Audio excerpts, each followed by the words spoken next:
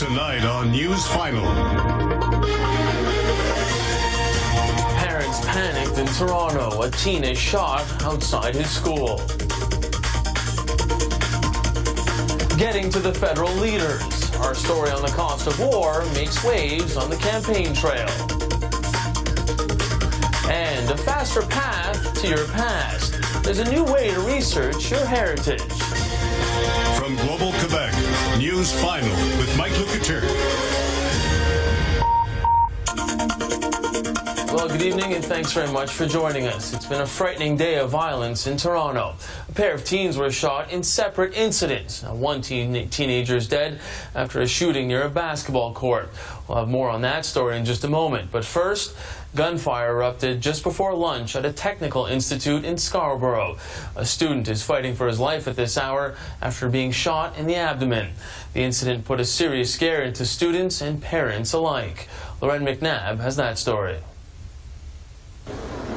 They came running, fear etched on their faces. The parents of 572 high school students panicked at the news one of their own had been shot. A 17-year-old boy hit in the stomach by a bullet after some sort of fight erupted just outside his school. He just fell to the ground. They were fighting over whatever they're fighting over. I heard gunshots and I ran inside. Gunshots ringing in her ears, she rushed to safety, while the victim reportedly stumbled inside for help, clutching his wound. He was taken to hospital in critical condition. I was scared. I've never seen someone get shot in my life, ever. Police don't know what the altercation was about or if the shooter was also a student at the school, but the young man, also believed to be in his teens, immediately fled the scene.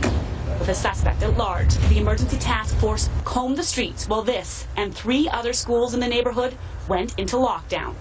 Students kept in their classrooms with their heads below windows while their parents watched and waited outside.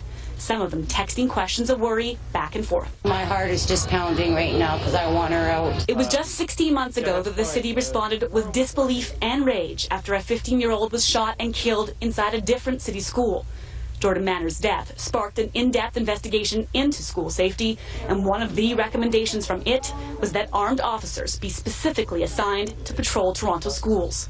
That pilot project started just this week at 27 locations. This school was not involved. We have a number of preventative programs that, and we know that it's making a difference, but we cannot prevent every single incident. Police aren't sure if an officer on the scene would have made a difference here as the incident took place outside the school. The chief reassuring parents that there was no indication a gun ever got inside the school. Unfortunately, there are still violent individuals who will come into any place and put others at risk. That's what happened here today.